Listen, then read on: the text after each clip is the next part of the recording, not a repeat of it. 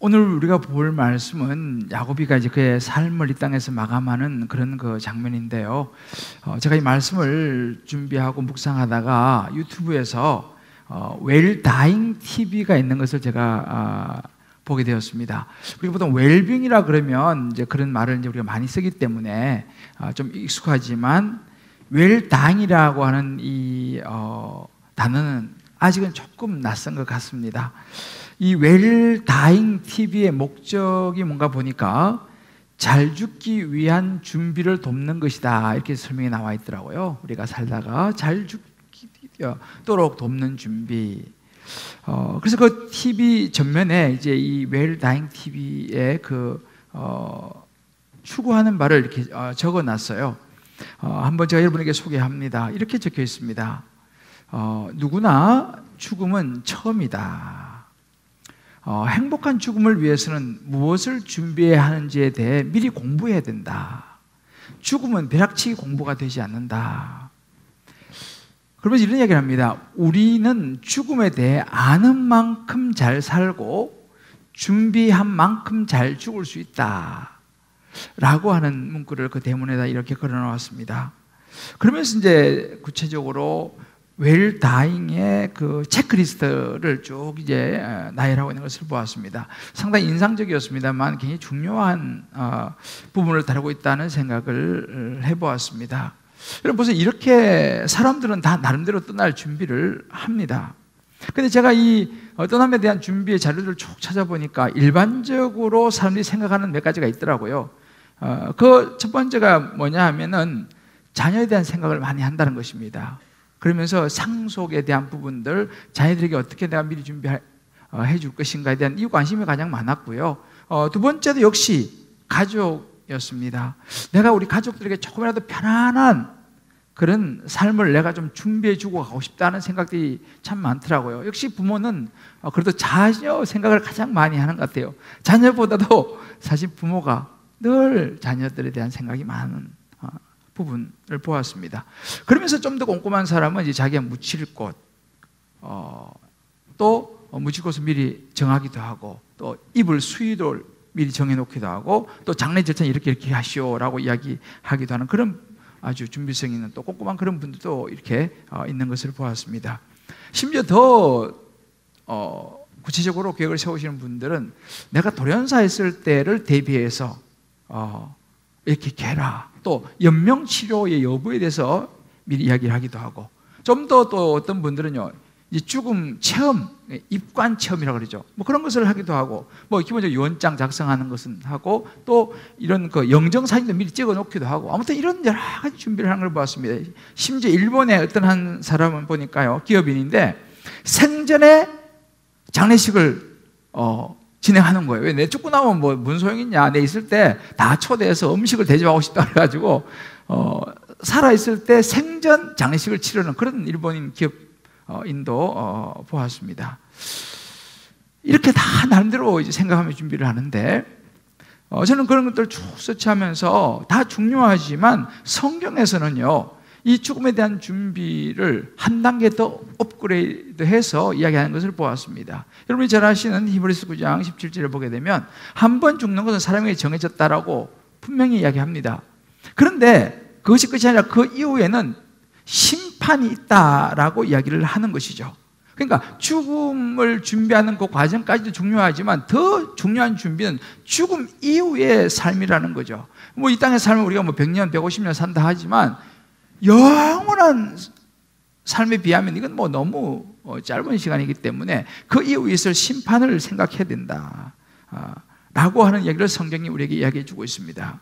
굉장히 중요한 이야기죠. 사실은 영원한 시간을 준비하는 사람이 정말 지혜로운 사람이다. 그래서 한번 우리가 지금 오늘 이제 한번 생각해 볼 필요가 있는 것이, 나는 이 땅에 살면서 언젠가는 떠나야 하는데 나는 죽을 준비를 어떻게 하고 있는가?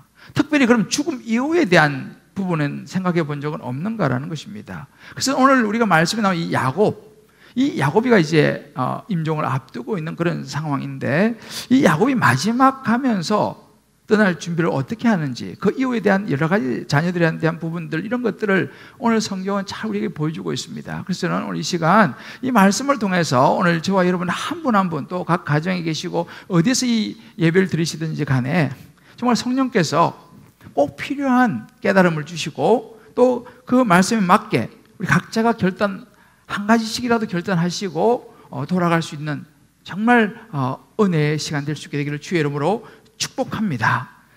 근데 한 가지 이 떠날 준비 이렇게 얘기하면요, 좀 우리 여기 이제 청년들도 있고 젊으신 분들 아직은 제가 아직 30, 40대인데 그거 생각하긴 아직까지 좀 이러지 않습니까? 라고 생각할 수도 있습니다. 죽음 그거는 저하고는 별로 상관이 아직 없는 이야기 같습니다 라고 여러분들이 잘 와닿지 않을 수도 있습니다. 아니면 좀 기분이 살짝 나쁠 수도 있어요. 목사님 빨리 죽으라는 거예요 지금.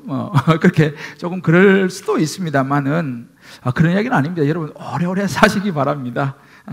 그러나 우리가 알아야 되는 것은 뭐냐 하면 죽음에는요 남녀노소가 없다는 사실이에요. 태어나는 건 순서가 있지만요, 가는 것은요 순서가 없습니다.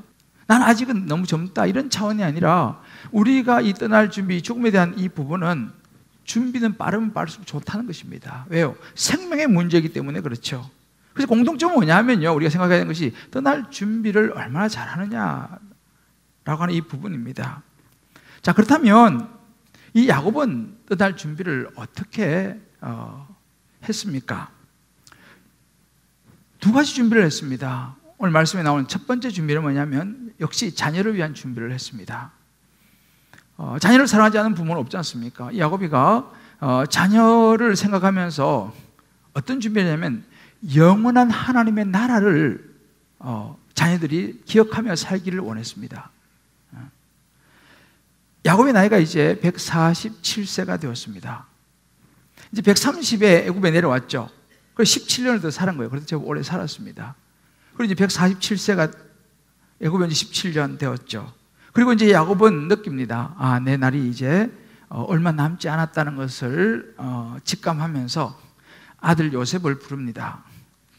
요셉을 불러서 그에게 자기의 장래 이야기를 합니다. 보통 유대도, 우리나라도 그렇죠. 장손에게 이제 이런 장례 절차에 대한 부분들을 이제 이야기를 하는데, 장자는 르우벤이지 않습니까? 그래서 요셉을 부릅니다. 왜 그랬을까? 근데 지금 그 당시 여러 가지 이 상황과 또 애굽의 상황들, 또 이 장례를 구체적으로 할 수 있는, 또 자기를 특별히 존중하는 사람이 아마 요셉이었다고 생각했던 것 같습니다. 그래서 이제 요셉을 불러가지고 이제 장례 절차를 이야기하면서 중요한 한 가지 이야기를 하죠. 자신의 이 요셉의 손을 가져다가 자신의 허벅지 아래 넣고 맹세를 시킵니다. 나를 이 애굽에 장사하지 않겠다고 너가 맹세해라. 왜냐하면 이 허벅지에 손을 넣고 맹세하는 것은요, 이 개인과 개인 사이에서 목숨을 건 내 이것을 반드시 지키겠다고 하는 굉장히 중요한 언약을 맺을 때에 보통 그렇게 하는 풍습이 있었습니다. 그러면서 절대로 나를 애굽에 장사하지 말고 내가 죽으면 꼭 조상들이 묻혀 있는 그 막벨라 굴, 우리 선조와 함께 있는 그곳에 꼭 나를 장사해 다오. 그곳에는 아브라함 또 그의 아버지 이삭이 거기서 있습니다. 여러분 생각해 보세요. 인간적으로 보면요, 이 지금 야곱은 애굽의 제2인자입니다. 바로 왕 다음에는 요셉 총리였습니다. 그러니까 총리의 아버지예요. 근데 만약 애굽에서 장례를 치르면 여러분 얼마나 성대하게 치러지겠습니까? 당시 애굽 이집트는 이 장례 문화가 엄청났습니다. 여러분도 아마 이집트에 가보신 분 알겠지만 피라미드부터 시작해서 엄청나죠. 시신은 철저하게 방부 처리되어 가지고 잘 보관하고, 어찌 보면 이 야곱도 사실은 그런 대우를 받을 수 있는 2인자의 아버지였습니다. 그런데 왜 야곱은 그것을 거절하고 날 여기서 절대로 장치지 말고 꼭 어찌 보면 저 시골 가나안 막벨라 굴, 좀 초라해 보이는 그 굴에 꼭 나를 장사 지내다오라고 맹세까지 시켰을까 하는 사실이에요. 여기는 야곱이가 주고자 하는 중요한 메시지가 있었다는 사실입니다. 그 이야기를 들은 사람이 누구예요? 일단 요셉이 들었을 것이고, 요셉의 아들들도 다 들었을 것이고, 자손들도 다 들었을 거 아니겠습니까? 왜 그랬을까요? 야곱은 가나안 땅을 떠나왔지만 지금 뭐 애굽이 너무 좋지 않습니까? 총리의 아버지로서 얼마나 대우받으면서 보면 이 애굽이 정말 번영된 나라고 장래도 있고 소망도 있고 다 갖추었던 이 땅이었지만은 그는 그런 외형을 보지 않았습니다. 돌아가야 될 가나안 땅, 그곳은 하나님의 약속의 땅이었습니다. 그래서 이 브엘세바에서 예배하고 그날 밤에 꿈에 하나님께 나타나서 말씀하시죠. 내가 너를 다시 꼭 돌아오게 하겠다. 내가 너와 함께 애굽으로 내려가겠지만 반드시 너를 인도해서 내가 다시 올라올 것이고 요셉이 그 눈으로 내 눈을 감기리라. 너는 그 죽지만 너 돌아오게 될 것이다. 하나님 말씀하셨습니다. 늘 야곱은 이것을 기억하고 있다는 사실이죠. 한 번도 돌아가야 될 하나님의 약속의 땅 가나안을 잊은 적이 없다 이 얘기입니다. 바로 이 부분입니다. 자신이 여기에 묻히지 않고 화려하게 묻히지 않고 가나안 땅으로 돌아가서 묻히면 아버지가 묻혀있는 가나안 땅을 자식들이 생각하겠죠. 우리도 명절이 되면 왜 고향에 산소가 있으면 고향을 생각하지 않습니까? 마찬가지로 이 자녀들이 이곳에 좋은 곳에 살다 보면 하나님을 잊어버리게 될까? 야곱은 두려웠을 것입니다. 그리고 정말 자신이 하나님과의 맺었던 언약과 하나님과의 약속에 늘 가슴에 품고 무엇보다 야곱에게는 뭐가 있으면 하늘의 소망이 있었습니다. 이 땅의 삶이 영원하지 않다는 것을 생각했다는 사실이죠. 그러면서 자기가 보여준 이 행동은 자녀들에게 간접적인 믿음의 교훈이 되는 것입니다. 이 땅이 영원히 살 땅이 아니라 우리는 돌아가야 될 하나님의 땅이 있고 하나님의 나라가 있다는 것을 자녀들에게 물려주기를 원했던 것입니다. 실제로 430년 후에 이스라엘 백성들이 출애굽을 하게 됩니다. 가나안 땅으로 돌아오게 되죠. 그 출발 준비를 누가 시작했냐? 야곱이가 마지막에 시작했다는 것을 성경 우리에게 보여주고 있습니다. 이것이 야곱이가 자기 자녀들에게 준비시키고 물려주기를 원했던 영원한 하나님의 나라를 잊지 말라라고 하는 메시지가 들어있었습니다. 자, 그러면 저와 여러분 21세기에 사는 이 코로나 시대를 사는 저와 여러분에게 이것이 어떤 의미가 있겠습니까? 수천 년 전에 이 야곱이의 그 자녀들에게 당부했던 이 준비가 저와 여러분에게는 무슨 의미가 있을까요? 중요한 의미가 있습니다. 비록 시대는 다르고 수천 년 전에 이야기했지만은 부모와 자식은 동일하죠. 우리도 마찬가지로 우리가 이 땅에 예수 믿는 사람으로 신앙인으로 하나님을 섬기며 살아가는 우리는 이 땅에 살면서 바라봐야 되는 것이 뭐냐면 지금 눈에 보이는 게 전부가 아니라는 거예요. 지금 살고 있는 이 잠실이, 지금 살고 있는 이 대한민국이 전부가 아니라는 것입니다. 이것이 영원한 것이 아니라 우리는 이 땅에 살다가 떠날 때가 온다는 이야기예요. 그러면 죽음 이후에 우리는 어디로 갈 것인가? 영원한 하나님의 나라, 고향을 생각하며 살아야 된다는 것을 우리 역시 마찬가지로 우리 자녀들에게 알려주어야 된다는 이야기입니다. 보여주어야 된다는 사실이죠. 이렇지 않으면 우리 자녀들도 그냥 이 땅의 모든 것을 올인해가지고 이 땅에 이 애국 같은 이 좀이라도 좋은 것을 누리려고 하는 여기에 모든 관심을 다 쏟고 우리 자녀들이 살아가게 될 것이라는 것입니다. 우리는 그것을 생각하면서 우리 자녀들에게 이 땅이 전부가 아니라 영원한 하나님의 나라, 약속의 땅, 천국이 있다는 것을 우리 자녀들에게 지금부터 보여주고 준비시켜야 된다는 사실이에요. 저는 지금까지 살아오면서 여러분들도 그렇겠습니다만 잊을 수 없는 몇몇 분이 제 인생에 있었습니다. 그 중에 한 분이 제가 가끔 말씀드리지만 존 스토트 목사님이셨습니다. 제가 영국에서 만나고 이번에 그 책에도 제가 존 스토트 목사님에 대한 부분을 이제 앞부분에 기록을 했는데 이 존 스토트 목사님은 참 정말 훌륭하신 분이십니다. 뭐 이미 여러분 너무 잘 아시고 전 세계적으로 유명한 복음주의자고 정말 인격과 모든 삶에 있어서 모든 사람의 모델이 되는 그런 부분입니다. 이 올 소울스 처치 런던에 가면 옥스퍼드 스트리트라고 중심에 이제 그 교회가 이렇게 BBC 방송국 바로 앞에 있습니다. 그 교회에서 이 목사님이 부목사를 시작했습니다. 그래서 부목사로 시작해가지고 담임 목사가 되고 이제 원로 목사가 되셔서 50년을 설교하시면서 이제 사역을 하시다가 90세에 소천을 하셨습니다. 제가 그때 이제 개척하고 막 정신이 없을 때이기 때문에 사실 제가 너무 안타깝지만 장례식에 꼭 가고 싶었는데 가지는 못했어요. 이제 대신에 그 스케치한 이런 글들을 제가 다 읽었는데 장례식도 그 교회에서 조촐하게 이렇게 이제 치러졌습니다. 저는 개인적으로 존슨 목사님이 어찌 보면 제 영적인 멘토였고 저에게 많은 것들을 이렇게 사사해 주셨던 그런 분이셨습니다. 그러니까 그분이 소천하기 3년 전에 이제 은퇴자 숙소라 그래요. 우리만 이제 양로원, 이제 목사님들 중심이 하는 양로원으로 이제 들어가셔서 한 3년 정도 계시다가 소천하셨는데, 지금도 제가 기억하는 것은 이분이 얼마나 참 자상하고 참 귀한 분이냐 하면, 저에게 항상 이렇게 만나면은 제가, Reverend 존 스타트 이렇게 제가 이제, 또 목사님 이렇게 불렀어요. 그럴 때만 어느 날 나보고 그러는 거예요. 이제 나 개인적으로 있을 때는 그렇게 부르지 말고, 엉클 존이라고 불러라. 그냥 존 아저씨라고 불러라. 이렇게 이제 이야기를 했어요. 제가 굉장히 충격을 받았어요. 그래서 정말 서슴없이, 제가 한국에서 온 이름 없는 사람인데, 그렇잖아요. 그렇게 따뜻하게 맞이해 주셨습니다. 돌아가시기 사실 한 1년, 한 몇 개월 전까지도 이제 편지를 주고받았습니다. 근데 제가 한 번은 스승의 날이어서 어떻게 할까 생각하다 그냥 한국식으로 양말 있죠, 양말. 우리 한국 양말 시장에 파는 거, 양말 두세 크리하고 한국 과자를 제가 좀 보내드렸어요. 깜짝 놀란 게 뭐냐면 이분이 2주 정도 지났는데 영국에서 답장이 온 거예요. 너무 고맙게 잘 받았고 과자도 지금 잘 먹고 있다 그러면서, 근데 이분이 그때 이미 이제 연세가 많이 드셔서 눈도 좀 잘 안 보이시고 거동도 좀 어려워서 휠체어를 타고 있던 상황이었거든요. 근데 그 이제 세크레터리가 있어요. 프란시스 화이트헤드라고.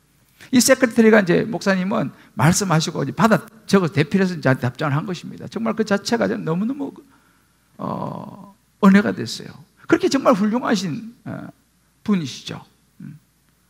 근데 이분이 떠날 준비를 어떻게 하셨는가 보니까 88세 때 됐을 때 마지막 책을 썼습니다. 제가 정말 너무 아주 소중하게 생각하는 이 책인데, 이 책이 마지막 쓰신 책인데요, 제자도라고 하는 책입니다. 제자도. 이 책을 마지막 쓰셨어요. 이 책에서 그런 이야기를 다룹니다. 이 책의 마지막 장을 보면은 죽음이라고 하는 주제를 다뤄요. 마지막 장에서. 이 제자도의 마지막 장에서. 그러면서 이런 이야기를 합니다. 제자도, 우리가 예수 제자가 되어 세상을 변화하는 생명 공동 제자지 않습니까? 제자도는 죽음을 통한 생명이라는 원리이다. 이렇게 말합니다. 그러면서 생명으로 들어가는 유일한 길은 죽음이다라고 이야기해요. 그래서 진정한 제자는 정말 자기 십자가를 지고 따라가는 것. 내가 죽어야지 진정한 예수님의 십자가 길을 갈 수 있다라고 하는 그런 이야기를 합니다. 그래서 이 책의 마지막에 이렇게 썼어요. 하나님의 은혜로 글을 쓰는 지금 나는 88세에 이르렀으므로 독자들은 내가 이런 것들에 대해 깊이 생각하는 것을 이해할 것입니다. 마지막이 멀지 않은 지금 이렇게 말씀하셨어요. 나는 죽음을 통한 생명이라는 역사를 통해 격려를 받습니다. 라고 이 책의 마지막에 썼습니다. 이분이 장례 때에 그 장례 집례 설교를 하신 분이 톰 라이트라고 하는 목사님이셨습니다. 이 톰 라이트 목사님은 이제 이 랭암 팔레스라고 그 존슨 목사님이 세운 장학재단이 있는데 거기에 대표였는데, 이분이 설교를 할 때 두 구절을 인용했습니다. 설교 본문이 요한복음 14장 21절하고 갈라디아서 6장 14절이었습니다. 그 구절을 가지고 이 요한복음 14장 21절은 이렇게 나의 계명을 지키는 자라에 나를 사랑하는 자니 이렇게 시작되고, 갈라디아서 6장 14절 말씀 보게 되면 그러나 내게는 우리 주 예수 그리스도의 십자가 외에는 결코 자랑할 것이 없나니 그리스도로 말미암아 세상이 나를 대하여 십자가에 못 박히고 내가 또한 세상에 대하여 그러하리라. 이 구절 두 구절 너무너무 좋아하셨다고 말씀하시면서 이것을 가지고 설교하셨습니다. 그래서 톰 라이트 목사님이 늘 이곳에서 서서 설교하시던 목사님이 이제는 누워서 설교를 듣고 계십니다 라고 하면서 이런 이야기를 했습니다. 이 존 스타트 목사님의 삶은 목회를 비롯한 공적 사역에서 예수 안에 철저히 감추어진 삶이었다. 이 목사님의 삶이 예수 안에 철저히 감추어진 그런 삶이었다는 거. 십자가를 지고 살아왔던 그의 삶을 이렇게 정리했습니다. 그래서 사실은 이 존 스타트 목사님 마지막 장례가 조촐하게 치러졌는데 그 자체가 전 세계에 메시지를 던졌습니다. 아, 죽음이 끝이 아니라 죽음은 생명으로 가는 길이구나. 바로 이것입니다. 야곱이가 지금 보여주고 했던 것이 이것입니다. 자기 죽음의 길을 준비하면서 이것이 끝이 아니라 영원한 하나님의 나라 소망이 있다는 것을 자녀들에게 분명히 보여주고, 이 화려한 애굽에서 나를 장사 지내지 말고 약속의 땅 가나안 막벨라 굴에 나를 장사 지내라. 그러면 너희들은 교훈을 얻으라. 이 땅이 전부가 아니라는 것을, 반드시 애굽에서 돌아가야 한다. 우리가 돌아갈 영원한 본향은 하늘에 있다라는 것을 보여준 것입니다. 자, 우리 각자 한번 적용해 볼 필요가 있습니다. 나는 내 사랑하는 자녀들에게 정말 살아계신 하나님을 알고 믿고 제대로 내가 말씀에 순종하는 삶의 모습을 자녀들에게 보여주고 있는가? 나는 내 자녀들에게 어떤 그리스도인으로 비추어질까? 나는 주님 앞에서 어떤 모습으로 설 것인가? 육체를 입고 세상에 잠시 머물다가는 나그네요, 천국 노마드, 천국으로 간 나그네의 삶을 내가 사모하며 살아가느냐라는 것입니다. 아니면 우리 자녀들을 볼 때 우리 엄마 아빠는 마치 천년만년 이 땅에 살 것처럼 그렇게 살아간다고 비춰지지는 않는가? 내가 우리 자녀에게 신앙의 유산을 물려준다면 무엇을 물려줄 것인가? 내가 유언을 남긴다면 야곱처럼 천국을 믿는 사람과 같은 유언을 할 것인가? 아니면 천국과 전혀 관계없는 유언을 남길 것인가? 우리 각자 한번 생각해 볼 필요가 있습니다. 야곱의 떠날 준비의 두 번째는 자신을 위한 준비였습니다. 자신을 어떻게 준비할 것인가? 이 야곱은 마지막까지 예배하는 모습으로 인생을 마무리하고 있습니다. 우리로 말하면 야곱의 버킷리스트의 1번은요, 예배였습니다. 그것도 인생의 마지막까지, 이 땅의 호흡이 멈추는 그날까지. 오늘 31절에 이렇게 말합니다. 야곱이 또 이르되 내게 맹세하라 하며 그가 맹세하니, 이제 그렇게 장례를 가나안 막벨라 굴에 모시겠다고 맹세를 한 다음에 마지막으로 이렇게 말합니다. 이스라엘이 침상 머리에서 하나님께 경배하니라 그랬습니다. 이스라엘이 야곱 또 다른 이름이지 않습니까? 야곱이 침상 머리에서 하나님께 경배하니라. 이것이 굉장히 중요한 부분입니다. 침상 머리에서 우리말 예배했다 이 말이죠. 무슨 이야기입니까? 더 이상 이제 야곱은 거동이 불편해진 것입니다. 성전에 올라가서 예배드릴 그런 상황이 못 되었고, 침상에서 거동도 쉽게 할 수 없는 상황 가운데 이제 죽음 앞에 직면하면서도 하나님께 경배하는, 하나님께 예배하는 것을 잊지 않고 있는 야곱의 모습. 나는 끝까지 하나님께 예배 드리다 가겠다라고 하는 모습이 그대로 담겨 있는 것을 보게 됩니다. 이 모습을 누가 보았을까요? 당연히 요셉이 보았었고 그 아들들 자손들이 보지 않았겠습니까? 아, 우리 할아버지, 우리 아버지는 끝까지 예배 드리는 삶을 살다가 침상에서도 저렇게 예배 드리시다가 떠나셨어. 우리 아버지는, 우리 할아버지는 예배를 가장 소중하게 생각하셨지 라고 생각하지 않겠습니까? 여러분, 예배가 무엇입니까? 저는요, 예배에 대해서 설교도 많이 하고 또 많이 이렇게 자료도 보았지만 이번에 이 부분을 묵상하면서 참 제 개인적으로 은혜가 됐습니다. 예배가 뭔가를 야곱이가 너무 우리에게 정말 제 마음에 와닿게 보여주는 장면이었습니다. 여러분, 예배라는 것은요, 하나님과의 관계의 확실성입니다. 하나님하고 관계가 확실하냐 안 하냐, 우리 예배의 모습을 보면 알 수 있다 이 말이죠. 예배는 하나님과 만나는 겁니다. 쉽게 말하면 요즘 우리 접속한다, 그죠? 아무리 좋은 인터넷이 있어도 접속이 안 되면 아무 의미가 없습니다. 우리가 교회 다니고 신앙생활 해도 하나님하고 접속이 안 되면요, 의미가 없는 것과 마찬가지죠. 근데 이 예배는 하나님과의 접속을 하는 시간, 영원한 하나님 나라로 들어가는 그 엔터 키와 같다라고 생각할 수 있습니다. 더군다나 예배를 통해서 우리는요, 내 인생의 주인이 누군지를 인정하는 거예요. 세상엔 두 종류의 사람이 있다고 합니다. 하나님께 예배하는 자와 예배하지 않는 자. 어떤 분은 이렇게 말합니다. 진짜 그 사람의 믿음이 있는지를 보려면 그 사람의 예배 생활을 봐라. 왜냐하면 예배라는 것은 하나님을 향한 우리의 전 인격을 드림의 표시다라는 거죠. 나는 하나님께 속한 사람입니다. 우리의 모든 존경과 경외함을 표현하는 행위, 이것이 예배다는 것입니다. 그리고 볼 때 예배는 형식이 아니죠.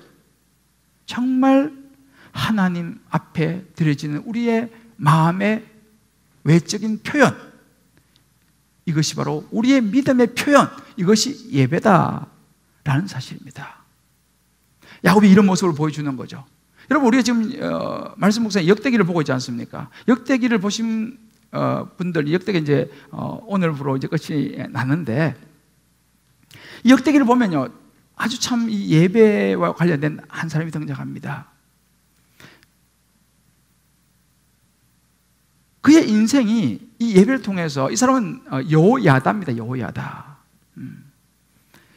역대하 24장 14절부터 등장하는 이 여호야다, 이렇게 성경이 기록합니다. 여호야다가 세상에 사는 모든 날에 여호와의 전에 항상 번제를 드렸더라. 항상 예배를 드렸더라, 이 말이죠. 여호야다가 나이가 많고 늙어 죽으니 죽을 때 130세라. 무리가 다윗성 여러 왕의 묘실 중에 장사였으니 이는 그가 이스라엘과 하나님과 그의 성전에 대하여 선을 행하였습니다. 여러분, 제사장으로서 왕의 묘실에 장사된 사람입니다. 모든 무리들이 그렇게 거기 왕만 묻히는 거기다가 이 제사장 여호야다를 장사 지냈다라고 성경이 말하고 있습니다. 정말 멋지지 않습니까? 이 여호야다 누굽니까? 이 여호야다는 사실은요, 정말 하나님의 진심으로 예배드리는 사람이었고, 또 한때는 목숨을 걸고 하나님의 구원의 역사를 도왔던 사람입니다. 그 요아스, 이 아달랴라고 하는 이방신을 섬기는 사람이 왕으로, 여왕이 등극하면서 모든 사람을 초토화시켜 다 죽일 때에 하나님의 구원의 역사를 보면서 목숨을 걸고 그 요아스, 하나님의 구원의 시간인 요아스를 어릴 때 숨겨서 키웠습니다. 그 사람이 여호야다였습니다. 고모부였죠. 결국은 나중에 그 아달랴를 패하고 요아스를 왕으로 세우고 돕는 역할을 한 사람이 여호야다였습니다. 이렇게 목숨을 걸고라도 하나님의 구원의 역사를 위해서 자신을 던졌고, 무엇보다 그는 정말 하나님께 예배드리는 사람, 그는 왕의 묘실에 장사되는 영광을 보았습니다. 이것이 예배입니다. 히브리 11장 15, 16절에 보면 이런 구절이 있습니다. 그들이 나은 본향을 생각하였더라면 돌아갈 기회가 있었으려니와 그들이 이제는 더 나은 본향을 사모하니 곧 하늘에 있는 것이라. 우리가 왜 예배 목숨을 겁니까? 우리가 예배드리는 이것은요, 본향을 향한 걸음인 것이죠. 여러분, 우리 인생은요, 본향, 영원한 천국을 향하여 걸어가는 천국 노마드의 걸음입니다. 그러니까 천국으로 가는 길목에서 우리에게 가장 필요한 건 뭐예요? 끊임없이 하나님과 접속하고 하나님 만나고 하나님 앞에 우리 자신을 드리는 모습. 그리고 십계명에도 사계명에 안식일을 기억해서 거룩히 지키라고 했습니다. 예배는, 주일은 거룩히 지키라라고 말합니다. 여러분, 예수님께서요, 이게 지금 우리가 지키는 이 주일은요, 예수님께서 십자가에 우리를 위해서 죽으시고 부활하신 그 날을 주일로 지키고 있는 것입니다. 그러니까 매 주일은요, 예수님이 부활하신 날이라고 생각하시면 됩니다. 1년에 한 번 부활절이 아니고요, 주일은 안식 후 첫날 예수님께서 부활하신 날을 주일로 삼아서 지금 우리가 지키고 있는 것입니다. 이게 바로 주일이에요. 얼마나 중요합니까? 이 코로나19 시대, 우리 벌써 이제 코로나19로 예배가 정상적이지 못한 것이 벌써 1년 반이 지나가고 있습니다. 물론 남들은 다 예배를 잘 열심히 드립니다만은, 저는 이 야곱을 보면서 다시 한번 우리가 하나님 앞에 드려지는 이 예배의 모습을 저 자신부터 한번 돌아보기를 원합니다. 행여 이 코로나19라고 하는 이 상황 때문에 우리 예배가 정말 이런 야곱이가 드린 이런 예배처럼 정성을 다하는 그런 예배의 모습을 조금씩 잊어버려가고 있지 않는가라고 하는 부분이죠. 한 우리 교회 전도사님을 통해서 나눈 한 성도님의 참 귀한 솔직한 고백을 좀 여러분에게 소개하려고 합니다. 아마 이분도 코로나로 이제 교회에 오랫동안 나오지 못하셨고 자녀도 아마 이제 보내지 못한 것 같습니다. 그래서 이제 우리 전도사님이 이제 이렇게 자녀에게 선물을 아마 이제 만날 수 없으니까 보냈던 것 같아요. 내용이 이렇습니다. 다시 전도사님 너무 감사드리고 너무 죄송합니다. 제가 갈 길을 잃어 방황하느라 더디기는 한데 조금씩 회복되어 가고 있고, 더불어 아들과 하나님 사이에 방해가 되지 않아야겠다는 회개를 하고는 있지만 코로나와 함께 우울, 게으름과 나태 등등의 어둠이 쉽사리 거쳐지지가 않네요. 그래도 영적으로 조금씩 회복되어 가고 있어요. 잊지 않고 아들을 기억해 주셔서 감사하고 죄송해요. 저의 부족함과 나태함으로 아이가 하나님 안에서 누려야 할 마땅한 참 기쁨을 놓치고 있는 것을 직면하기 싫어서 이제 이런저런 이제 애도 보내지도 못하고 이런 것이, 또 내가 예배도 제대로 드리는 것이 보기가 우리 다 그렇잖아요. 그것이 직면하기 싫어서 전화도 피하고 다 피했는데 선물 받고 기뻐하는 아들의 모습을 보니 다시 회개하게 되고 따뜻하고 감사한 마음이 느껴져서 저도 너무 좋았어요. 그러니까 이제 교구 목사도 전화하고 뭐 전화도 하고 했지 않겠습니까? 근데 또 전화 받고 하면 또 여러 가지 또 그냥 복잡하고 그냥 피하고 싶어서 그냥 피했다는 거죠. 근데 선물이 그냥 간 거예요. 이분이 이렇게 고백합니다. 저도 모태신앙이고 하나님 떠나 살 수 없음을 잘 알고 있는데 요즘 1, 2년 사이 완전 엉망진창이 되어가 버려서 감사드리고 죄송해요.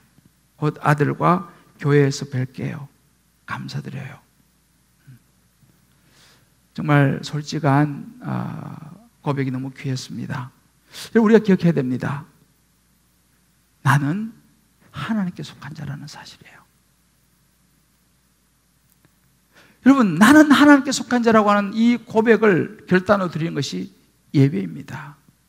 뭐 어디서 예배를 드리든, 뭐 가정에 드리든 현장에 드리든 어디서 예배를 드리든, 여러분 우리가 꼭 기억해야 될 것은 뭐냐면 내가 세상에 살지만 세상에 속한 자가 아니라는 것을 고백하고 선포하는 것, 이것이 예배라는 것을 잊어서는 안 됩니다. 우리 한번 이 시간 한번 그렇게 고백했으면 좋겠습니다. 한번 우리 손 한번 내보십시다. 각 가정에 계신 분들도 손 한번 내보세요. 자, 가슴에 손 얹어 보십시다. 이렇게 우리 한번 스스로에게 한번 리마인드 합시다. 나는 하나님께 속한 자입니다. 예배를 통해서 그 주님을 고백합니다. 할렐루야. 여러분, 우리가 지금 드리는 예배드리는 이 순간이 바로 그런 순간인 거예요. 주님, 난 주님께 속한 자입니다. 나를 위해서 십자가에 죽으시고 부활하신 예수 그리스도, 주님, 주는 그리스도 살아계신 하나님의 아들입니다라고 고백하는 이 순간이 바로 이 예배 순간인 줄 믿으시기를 주의 이름으로 축복합니다. 그래서 이런 예배를 통해서 여러분 세상에 살아갈 힘을 얻는 거예요. 세상이 얼마나 거칩니까? 어디서 힘을 얻습니까? 예배를 통해서 하나님과 접속해야지, 하나님 주신 메시지를 받아야지 힘을 내서 세상과 싸워 이길 수 있지 않겠습니까? 하나님 주신 지혜를 얻을 수 있지 않겠습니까? 이게 예배입니다. 그래서 예배는 생명이라고 말하는 거죠. 여러분 잘 보세요. 우리 지금 이제 코로나 상황 때문에 대면 비대면이 같이 가고 있죠, 그죠? 그런데 여러분, 하나님과는 항상 대면입니다. 여러분 집에서 예배 드리더라도 하나님과 대면하시는 거예요. 물론 성도와 성도 사이에는 비대면이죠. 우리 서로 볼 수 없으니까. 그러나 여러분, 어디서 예배 드리든지 하나님과는 항상 대면 예배라는 사실을 잊지 마시기를 주님의 이름으로 축복합니다. 그래서 여러분, 중요한 게 중심이에요. 내가 어디서 예배 드리든지 내 중심이 하나님과 대면하고 있는가. 제가 오늘 아주 부끄러운 이야기를 목사로서 한 가지 해야겠는데, 제가 이번 주일날 포럼을 이제 부산에서 했습니다. 기장이라는 곳에서 했는데, 수요일이 됐어요. 수요 예배 때가 됐는데, 그때는 이제 세미나 프로그램이 없었어요. 제 앞에 놓여있는 세 가지 옵션이 있었어요. 솔직하게 제 마음속 세 가지 옵션. 하나는, 너무 피곤하고 힘드니까 이제 이럴 때는 그냥 조용히 바닷가를 거니면서 쉬고 충전을 하자 하는 마음이 솔직히 있었고, 두 번째는, 그래 수요 예배인데 근처 예배 찾아가가지고 아무 교회 나가서 예배를 수요일 꼭 드리자라는 마음이 있었어요. 근데 두 번째를 하려니까 제가 차도 안 가져갔기 때문에 또 찾기도 어렵고 기장이라는 곳이 뭐 교회도 안 보이고 그래서 그리고 또 택시 타고 간다 한들 또 외부인이 들어오면 또 교회에서도 긴장할 수도 있어서 그래서 이제 두 번째 좀 그렇고 그래서 생각하다가 첫 번째 옵션은 또 그래도 목사가 또 그러면 안 되죠. 그래서 첫 번째 버리고 두 번째는 이웃 교회를 찾아서 예배드리는 것을 선택하다 그것도 좀 그렇다. 그래서 세 번째 숙소에서 우리 주님 기쁨의 교회 예배를 인터넷으로 드리자. 이 세 번째로 이제 선택을 했어요. 그리고 이제 숙소로 들어가면서 편의점에서 새우깡을 한 번 샀거든요. 속도는 출출하고 그래가지고 새우깡 이제 사가지고 이제 방에 올라가서 이제 노트북을 켜고 이제 예배를 이제 드렸는데 이제 찬양하고 있더라고요. 그 옆에 이제 우리 집사람 같이 가서 옆에 이제 있고. 그 이제 은혜 뭐 다 너무 좋더라고요. 하는데 나도 모르게 옆에 새우깡을 뜯어가지고 내가 이렇게 먹고 있는 거예요. 난 사실 인식을 못했어요. 근데 옆에서 우리 집사람이 그런 거예요. 여보, 지금 예배 드리는 시간인데 지금 새우깡 먹으면 돼요? 그러는 거예요. 그러고 보니까 이거 내가 지금 새우깡을 먹고 있더라고. 그렇지. 되게 창피했어요, 사실 제가요. 속으로 엄청 부끄럽기도 하고.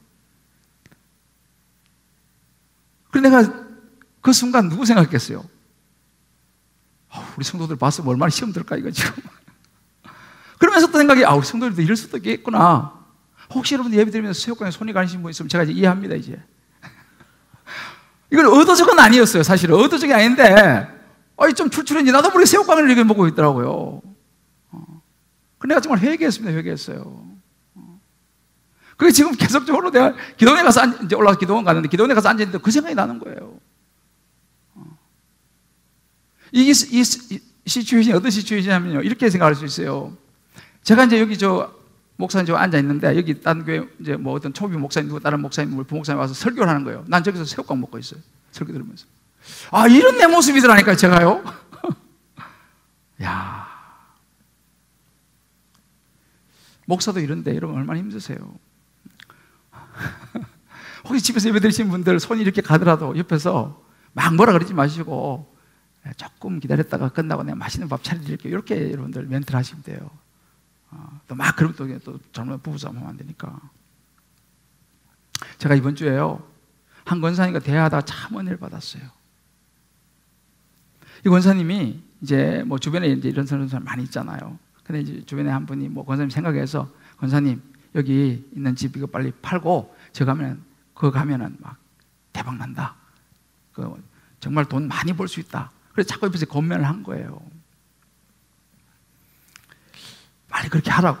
그래서 권사님이 이렇게 얘기했다는 거예요. 나 이사 안 갈래. 교회를 두고 어디 가. 내가 뭐 지금 뭐 돈 더 벌어서 뭐 할 건데 이 나이에. 나는 그냥 여기 살면서 주님 기쁨의 교회 섬기면서 예배 드리면서 그냥 나는 여기 살래. 그리고 이제 거절하고 이제 이사 안 간 거예요. 그리고 이제 시간이 좀 이제 많이 지났어요. 지금 보니까 큰일 날 뻔했다는 거예요. 그리고 지금 훨씬 더 안정적으로 지금 교회 예배 드리면서 지금 살고 있다. 그 간증을 하시더라고요. 그러면서 이런 말씀 하세요. 목사님, 물론 돈 많이 벌면 좋지요. 그런데요, 저요, 이제 돈보다도 하나님 생각하면서 그냥 예배 드리면서 그렇게 교회 섬기다 그냥 갈래요. 그 말은 내가 얼마나 은혜가 되는지요. 가슴이 먹먹해지더라니까요. 이 권사님이 정말 예수 중심으로 살아가는, 예배 중심으로 살아가는 귀한 지혜로운 권사님이시구나. 그런 생각을 했어요. 물론 우리가 돈 많이 벌어가지고 주로 해서 잘 사용하면 좋겠지만은 그 돈 때문에 하나님과 멀어지면은 여러분, 그건 어리석은 거 아니겠어요? 이걸 분별해야 되는 거죠. 우리 각자 한번 적용해 볼 필요가 있습니다. 이 세상에는 하나님께 예배하는 자와 예배하지 않는 두 종류의 사람이 있어요. 정말 나는 이 야고보처럼, 이 권사님처럼 하나님께 예배하는 이 자체가 특권임을 알고 더 설렘과 기쁨과 감사로 내가 예배 자리에 나오는가? 지금 나의 예배 삶은 모습은 어떤가? 정말 내 인생의 버킷리스트에 이 야곱처럼 끝까지 내 호흡이 닿는 그날까지 예배 드리다가 가기, 준비라고 하는 항목이 저와 여러분의 버킷리스트에 있습니까? 아니면 나도 모르게 형식적으로 습관적으로 예배를 드리고 있습니까? 나는 무엇을 생각하며 살아가고 있습니까? 사랑하는 성도 여러분, 저는 이 말씀을 준비하고 묵상하면서 야곱의 이 떠나는 준비를 보면서 어찌 보면 제가 젊다면 젊고 저도 이제 나이가 좀 든다면 드는 축인데 참 많은 생각을 해보았습니다. 내게 남겨진 시간들이 얼마인지 나도 모르죠.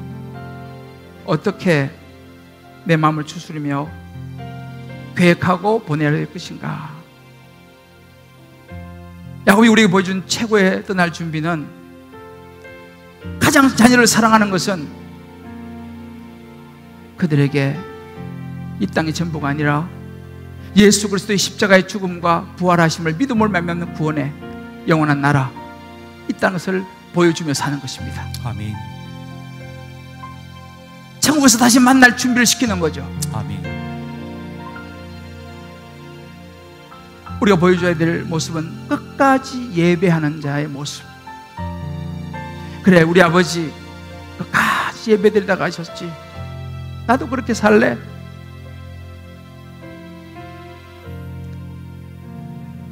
존 스타트 목사님이 이 책에서 그런 예배에 대한 이야기를 합니다. 이 땅에서 하나님의 백성과 함께 드리는 예배가 깊은 만족을 가져다 준다면, 사실 자기는 그랬다는 거예요. 이 땅에 사는 동안 예배가 너무너무 자기는 깊은 하나님과의 만남이 있었다는 거죠. 하늘에서 모두 함께 드리는 예배는 얼마나 훨씬 황홀할 것이다. 아멘. 저 여러분 오늘 말씀 가운데 한번 결단했으면 좋겠습니다. 내 인생 마지막이 하나님을 경배하는 것으로 끝이 나기를. 아멘. 침상에서도 나는 예배 하리라. 우리 한번 아멘. 결단합시다.